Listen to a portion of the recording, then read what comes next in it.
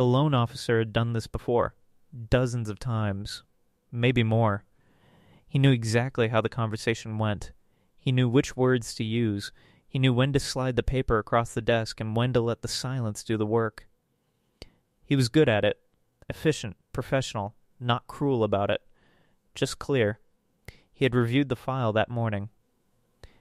83 years old, 160 acres of dryland wheat outside Pratt County, Kansas, 4 generations in the same family, 11 years of loan history with the bank.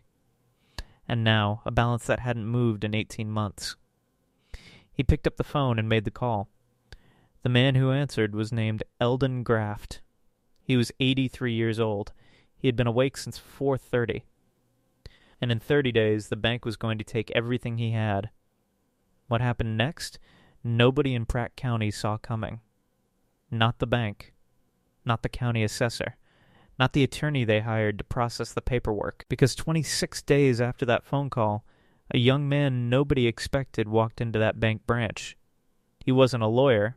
He wasn't a developer. He wasn't a hedge fund or a land company or a government agency. He was a 29-year-old welder from 2 farms over. His boots had dried mud on them. He had driven 40 minutes in a truck with a cracked windshield. And he had a cashier's check in his front pocket that made the loan officer go very, very quiet. This is Eldon's story. And it starts, like most stories worth telling, not with the crisis, but with the land itself. Before we go any further, if you've ever known someone who worked their whole life for something and almost lost it over paperwork and timing, drop a comment with their name and love emoji, and please kindly subscribe to this channel. Don't forget to hit that like button too, because what this young man did, and why he did it, is the part nobody talks about. The land Eldon Graft farmed had been in the family since 1941. His father, Roy Graft, had purchased it for $400 during a stretch when Kansas dirt was cheap and rain was unreliable.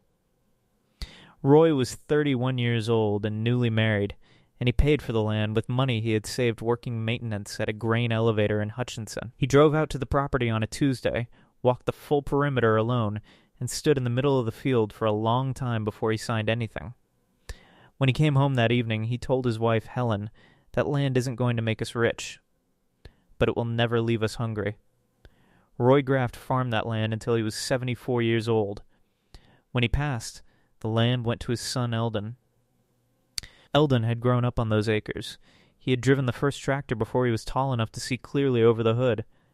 He had walked the rows with his father every spring and every fall, learning the things that don't get written down anywhere, how to read the color of the sky before a hailstorm, how to tell from the soil smell whether the moisture was right, how to plant wheat into ground that had already given everything it had and was being asked to give again. He had farmed it through drought years and through floods, through low commodity prices and through the years when wheat was worth something, through the death of his wife Dorothy in 2009, through the departure of his 2 sons, one to Colorado, one to Arizona, who had not been interested in staying. Eldon had kept the operation going alone, which by 2019 had become a problem. The numbers were not complicated. They were just brutal. Eldon had taken out an operating loan in 2017 to cover equipment repairs and input costs after 2 consecutive bad harvests. The loan was manageable at the time, $118,000 at a fixed rate, with a repayment schedule built around projected wheat yields. The yields did not come. 2018 was dry. 2019 was late and then wet at the wrong time, which is sometimes worse than dry. The wheat that did come in sold at 4.21 cents a bushel, a price that covered operating costs if everything went right, and didn't cover anything if it didn't. By 2020, Eldon had made partial payments. Interest had accumulated. The bank had extended him twice, and both times he had been grateful, and both times the next season had not cooperated. By the time the loan officer called in the spring of 2022, the outstanding balance was $141,000. The property, 160 acres of dryland wheat ground with a farmhouse, a machine shed, and a grain bin, was appraised at $384,000. The math worked in the bank's favor. Eldon listened to the loan officer. He said very little. When the call ended, He put the phone on the kitchen counter and stood at the window for a while, looking out at the field. He had planted winter wheat in October. It was coming up in good rows. He wouldn't be the one to harvest it. The letter arrived 4 days later. 30 days to resolve the outstanding balance or surrender the property. The language was standard. It had been drafted by attorneys and reviewed for compliance. It was precise, and it was final. Eldon read it twice, folded it, and put it in the drawer where he kept his important papers, the same drawer that held Dorothy's death certificate, his father's original deed, and the discharge papers from his time in the army. He did not call his sons. He knew what they would say. He did not call an attorney, because an attorney costs money he did not have. He did not call the bank back because there was nothing new to say. What he did was go to the farm next door. Not for help. Eldon Graft was not a man who asked for help easily. He went because it was a Tuesday afternoon, and he had made a habit, for the last several years, of stopping in on his neighbor, a man named Travis Reimer, when the week felt too long to carry alone. Carl was 71. He had his own land, his own operation, and a son named Travis who had moved back home in 2019 after a divorce and a layoff from a fabrication plant in Wichita. Travis was 29 years old. He did welding work out of a shop behind Carl's machine shed, drove 40 minutes to job sites when he had them, and spent a lot of his time keeping his father's equipment running. Eldon sat at Carl's kitchen table. Carl poured coffee. They talked about the wheat. They talked about the weather. And then, because Carl had known Eldon for 31 years, Carl asked him directly what was wrong. Eldon told him about the letter. He told him the number. And then Travis, who had been in the next room and had heard all of it, walked in and sat down at the table. Travis Reimer was not a wealthy man. That is worth saying plainly, because what he did next is easy to misread if you think it came from wealth. It did not come from wealth. It came from something else entirely. Travis had $61,000 in a savings account, money he had accumulated over 8 years of working, living carefully and spending almost nothing. It was not an inheritance. It was not a windfall. It was 8 years of 12-hour days and deferred gratification, deposited in small amounts into an account he barely touched. He also had, for the past 3 years, been quietly watching land prices in Pratt County, not because he was a speculator, not because he had a plan, but because Travis Reimer was the kind of man who paid attention to things. He had watched commodity prices since he was a teenager. He had watched what happened to farms when operators got old and sons moved away. He had watched the land around him sell, some of it to neighbors, some to outside investors, and he had formed a clear picture in his mind of what that land was worth and what it was likely to be worth in 10 years. He knew exactly what Eldon's 160 acres was worth, and he knew exactly what the bank was about to do with it. When Eldon left that evening, Travis sat in his truck for a long time. Then he called his credit union. Right here, pause for just 1 second. If you're the kind of person who believes that loyalty between neighbors is something real and not just a saying, share this video with someone who needs to hear it today. And keep watching. Because what Travis did next, and what the bank's response was, is where the story gets complicated.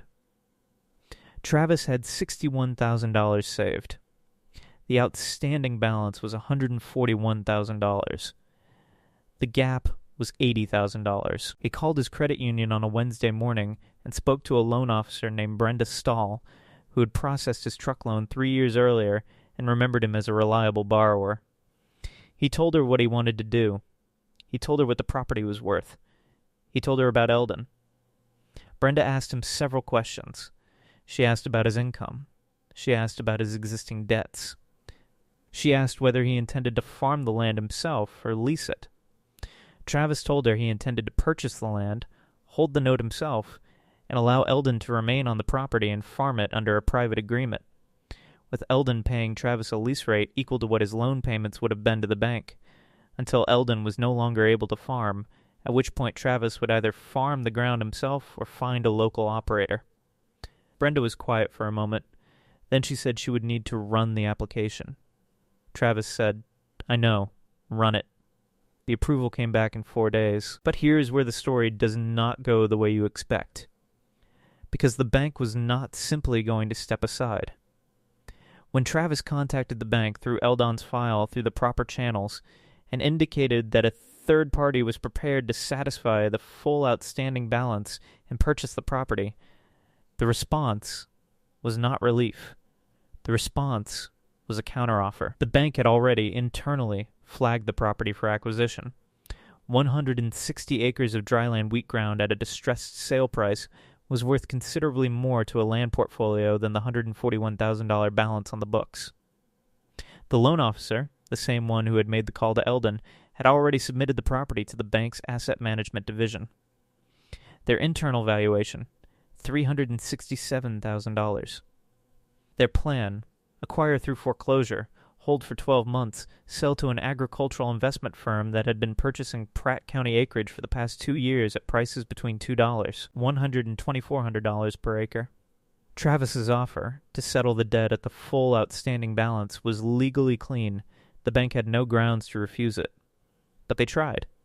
What they came back with was a requirement before accepting any third-party payoff. Eldon would need to sign a deed in lieu of foreclosure, voluntarily transferring the property to the bank, which would then allow the bank to sell the land on the open market, with any proceeds above the loan balance returned to Eldon after fees. The fees, buried in a 2-page addendum, totaled $31,400. Eldon would have received net approximately $211,000 for land worth $384,000. Travis read the document twice. Then he called a real estate attorney in Pratt. The attorney's name was Meredith Vogt. She was 44 years old and had spent the last 12 years handling agricultural property disputes in south central Kansas. She reviewed the bank's document in 40 minutes and called Travis back. Her assessment was precise. The deed in lieu requirement was not legally mandated. It was a preference, and a profitable one for the bank.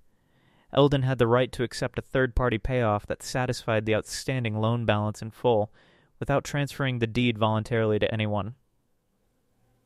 The bank's obligation upon receipt of full payment was to release the lien. That was it. Travis asked her what he needed to do. She told him. He had 17 days left. On day 14, Travis Reimer drove to his credit union in Pratt. He signed the final loan documents. He received a cashier's check made out to First Agricultural Savings Bank in the amount of $141,000, the full outstanding balance on Eldon Graft's note, including all accrued interest and fees. He drove to the bank. He walked in with dried mud on his boots and a cracked windshield in the parking lot and a check in his front pocket. The same loan officer who had called Eldon 6 weeks earlier looked at the check. He looked at Travis. He looked at the check again. Travis said, "That's the full balance. Release the lien." The loan officer made 2 phone calls. Both of them, Travis could tell by the expressions, did not go the way the bank had hoped. On the second call, the voice on the other end was loud enough that Travis could hear it from across the desk. The loan officer hung up. He pulled up the file. He processed the payoff. The lien on 160 acres of Graft family wheat ground, held since 1941, farmed through drought and flood and the death of a wife and the departure of sons, was released on a Thursday afternoon in April. Eldon Graft was sitting in his truck in the parking lot. Travis came out and handed him a copy of the release document.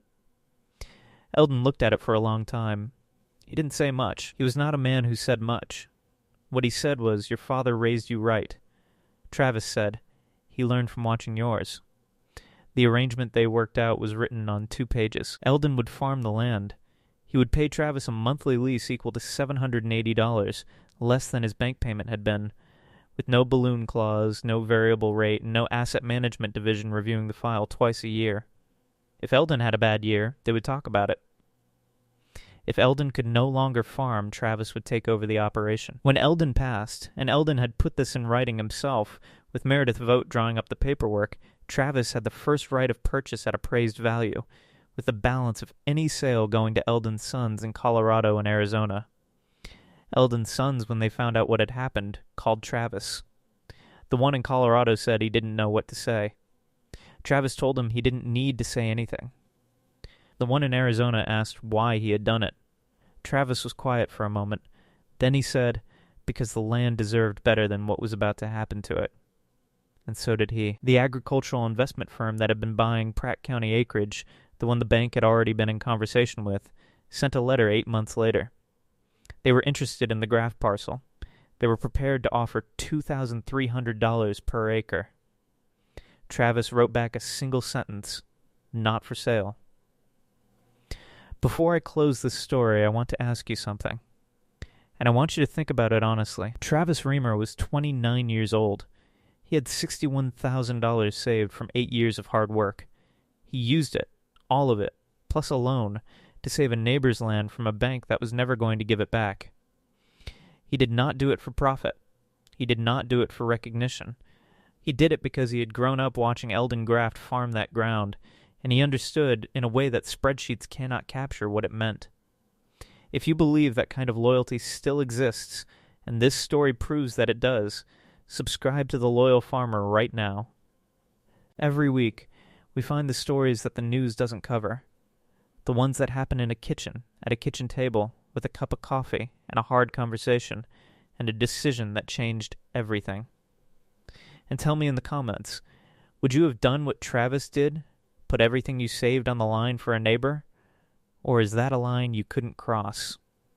There is no wrong answer. That's what makes it worth asking. I'll see you next story.